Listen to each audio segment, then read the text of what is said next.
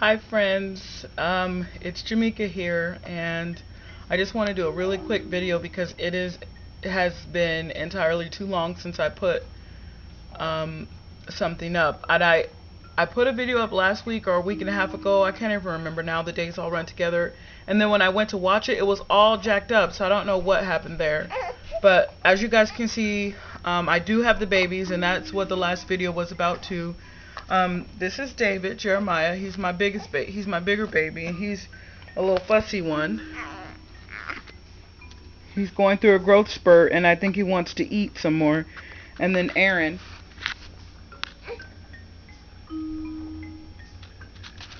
That's my little Aaron, Josiah, AJ, and DJ.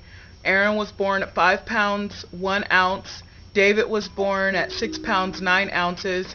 And just a really long story short, I went in for just a regular prenatal checkup with my midwife on Thursday, July 24th, and was told that Aaron's heart rate was decelerating every single time I had a contraction, and I saw it on the screen myself. I was having very mild contractions. I woke up that morning, maybe 2 or 3 o'clock in the morning, and I told Kevin, I'm gonna go into labor soon. I feel like it.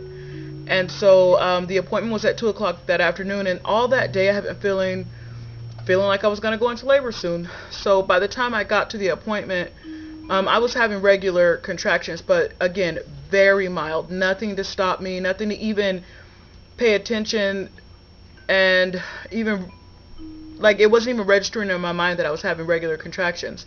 But then when I got on the monitor to show for them to the NST, the nurse told me, yeah, we're having contractions about every 6 minutes.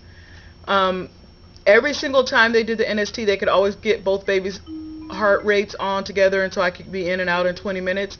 But that time, for whatever reason, they couldn't get Aaron's heart rate on, and they were fine with that. They were going to do one baby and then do the other. So after 25, 30 minutes of monitoring David, we went to find Aaron, and that's when we saw that his heart rate was, his heart was doing some crazy things.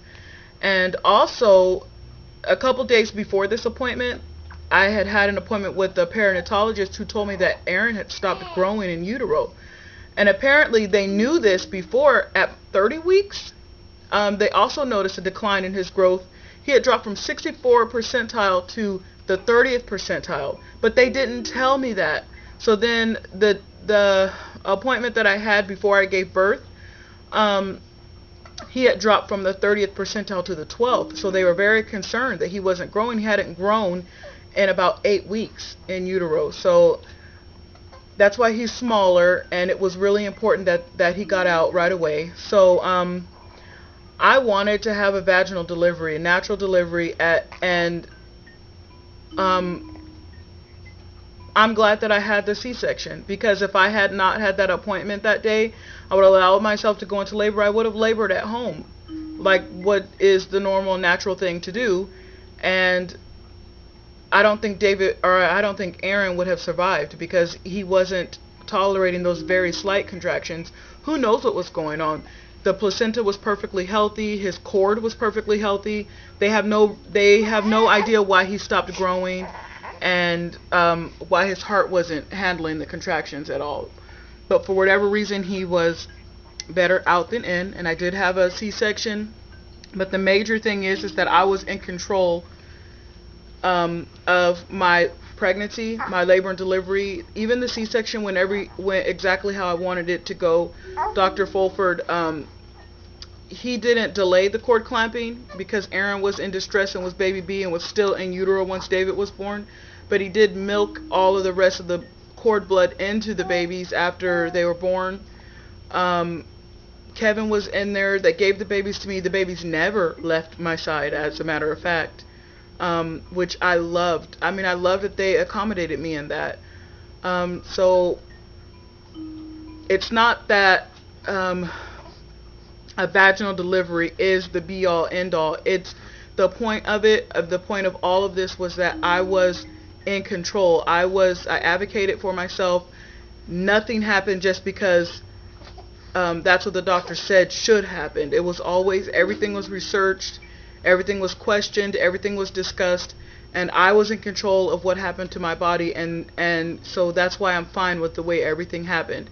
I would encourage anybody who's pregnant with twins, who's pregnant point blank, to do the same. It's your body. Nobody can do anything to your body that they're not supposed to do. Advocate for yourself. Ask questions.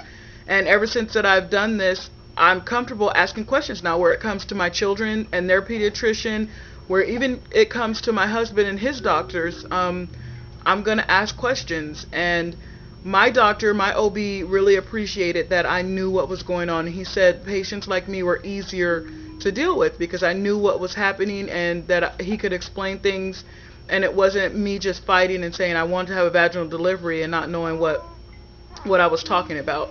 But anyway, it's been crazy. The babies are 6 weeks old now. They were born on July 24th. But it's the beginning of the end of this crazy stage. I'm exclusively breastfeeding. I didn't intend on making videos for the babies' lives, but I might do one here or there. I think more of what I want to do is to